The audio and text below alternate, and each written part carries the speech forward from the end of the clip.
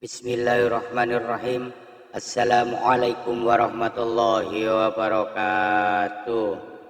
Syukur alhamdulillah kita bisa berjumpa lagi di channel ini. Salawat dan salam selalu dan tetap tercurahkan kepada junjungan kita Nabi besar Muhammad sallallahu alaihi wasallam. Allahumma sholli ala sayyidina Muhammad wa ala ali sayyidina Muhammad.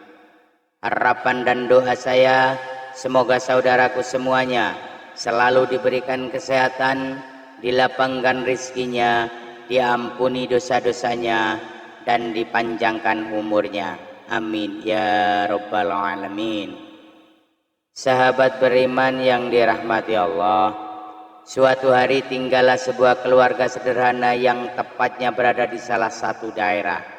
Kisah ini berjalan kurang lebih 4 tahun yang lalu dan dikisahkan langsung oleh seorang anak yang mengalami kejadian ini. Dengan cara nyata, seorang ayah dan ibu beserta ketiga anaknya tinggal seperti layaknya keluarga biasa, di mana sang ayah setiap harinya berangkat bekerja dan ibunya juga sibuk mengurusi rumah tangga. Setiap harinya ketiga anaknya berangkat ke sekolah, di mana anak yang sulung sudah duduk di bangku SMP kelas 2, sementara anak yang kedua duduk di kelas 5 SD, sedangkan yang bungsu ialah seorang anak wanita kecil berusia 3 tahun. Suatu ketika keluarga ini sedang menjalani kegiatan mereka seperti biasa. Tiba-tiba sang ibu dari ketiga anak itu pun meninggal dunia. Dengan sontak keluarga yang khususnya ayah dan 3 anaknya terkejut dan tidak kuasa menahan tangis mereka. Sebab kepergian sang ibu begitu cepat dan secara tiba-tiba ibunya tidak mengalami sakit atau kecelakaan. Dan dengan tiba-tiba Allah Subhanahu wa Ta'ala pun memanggil sang ibu dan meninggalkan keluarganya untuk selama-lamanya. Setelah sang ibu wafat, kemudian jenazahnya dimandikan dan dikafankan. Ketiga anaknya juga menangis haru, lebih-lebih lagi putri bungsunya yang masih amat kecil dan masih merindukan pelukan serta kasih sayang dari sang ibu. Tapi dengan kepergian sang ibu, sehingga pelukan kasih sayangnya itu tak sempat bisa dirasakan untuk putri kecil itu untuk selama-lamanya. Ibu pun diantar ke kuburan untuk langsung dimakamkan. Setelah proses penguburan selesai, keluarganya pun pulang ke rumah. Keesokan harinya, putri bungsu itu mengatakan kepada ayahnya tentang hal mimpinya semalam. Ia pun menyampaikan pada ayahnya bahwa semalam dia bermimpi berjumpa dengan almarhumah ibunya. Dan ibu pun mengatakan, tolong keluarkan ibu nak dari kuburan ini.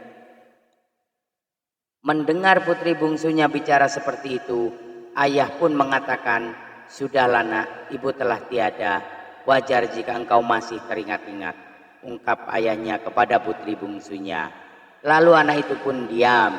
Keesokan harinya, tepatnya di hari kedua sudah pemakaman ibunya, putri bungsu itu pun mengatakan lagi perihal mimpinya semalam kepada abang-abangnya.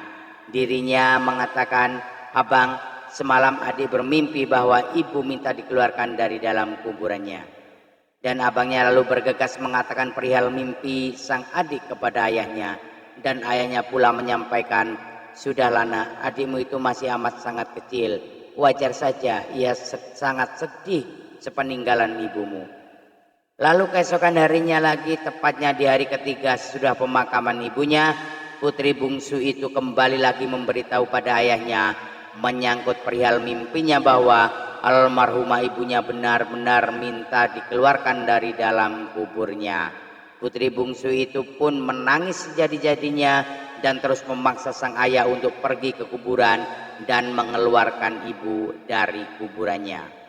Melihat anak kecilnya tetap menangis keras sehingga kemudian ayahnya menemui aparat kampung dan meminta tolong kepada penduduk kampung setempat untuk membantunya menggali kembali kuburan almarhumah istrinya.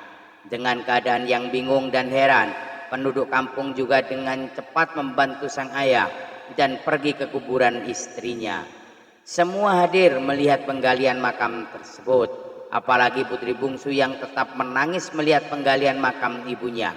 Setelah penggalian selesai, nyata-nyatanya mimpi anak kecil itu pun benar dan nyata. Kenapa demikian? Karena para penggali kubur mendapati ibu itu dalam posisi setengah duduk atau seperti tengkurap, kain kafan pembungkus badannya juga telah lepas. Itu tanda bahwa ibu itu berikhtiar untuk melepas kain kafannya dan membuka tali, lalu berupaya untuk membongkar papan penutup lahatnya.